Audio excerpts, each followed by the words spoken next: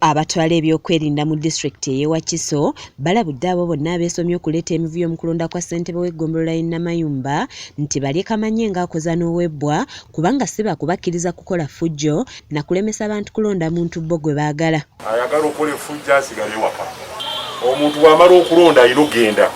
Naddala bano twafunye intelligence nti waliwo abaagala okuva mu bitundu ebirala. Simanyi kye bakibaleeta Namayumba kuba n'omuntu mu town council toyina genda kulondera mu sub county ndoza ge g'amateeka. So simanyi kye kiba kibaleese kutaataaganya. Neffe we tuli we muli mukozi. Omuntu yenna agende kukola effujjo mu Namayumba nga Namayumba ensi yonna egimanyi nti ya mirembe tugenda mukwasisa mukolo gwa kyuma.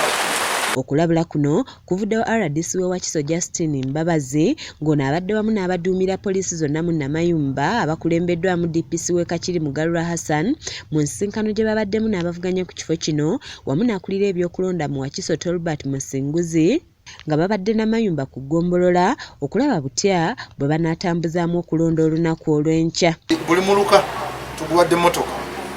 Buli muluka box ezo zigenda kubeera n'emmotoka yaazo.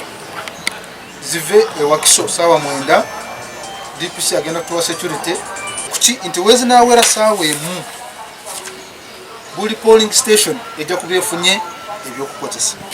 Bano basoose kuwa mukisa abo abavuganya okuli Muzenze Joseph muna NRM wamu ne Sekweyama Mustafa okubaako ne bye boogera eri ab'ebyokwerinda nga Muzenze atabukidde bannaNUP bagamba nti bamukyokoozezza nnyo okulaba nga bateekawo embeera emujja mu kalulu. Ku last minute eno nga kalulu tukanoonyeza mu ddembe nga tukoze ebyo byonna anaagezaako okuleeta effujjo nanga abawagizi bange nja kubagamba bakube. Wabula bo bannaNUP nabo bamwanukudde nga bano kataba egwe mu malaka nga buli omu ayogerera munne nga bw'atidde akalulu. Yaffe ya chairman w'eno sitiro we Kakiri tokimanyi nti bagikubye yasuze wali kye gundi yakitegedde tukwatagana abantu nga bateza amayinja ne bagikubendabira omu yasuze sawa 5 mulimu kampeni tuule tusabe ekintu kimu bakama baffe si lutalo. Ye akulira ebyokulonda mu disitulikiti y'e Wakiso Tolbert Musinguzi abasomedde amateeka ge bagenda okugoberera olunaku olw'enkya okwewala emivuyo ng'ono akakasizza nti beetegese bulungi era nga bwe zinaawerera essaawa emu ey'enkya okulonda kujja kuba kutandise. Naye enkya teri kwambala reflector jackets eziriko ebifaananyi by'abacandidates, teri kwambala nkofiira, teri kwambala saati. Buli kintu kyonna oba kuteeka kabaaji wano ataaga ndala ate taga ebeera ya oba supervisor oyo muntu oba agent eyo tujikiriza londa omala okole ki ode waka.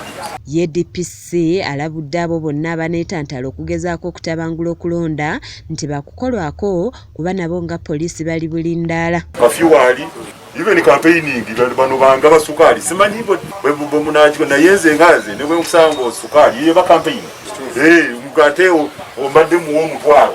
But that is also a form of those are corruption tendencies. So kafiwali amateeka amalala galina okugobererwa however much akalulu kanyenja. So tujja kola ekisoboka tuyitemu ekiro akalulu kabe kaddembe.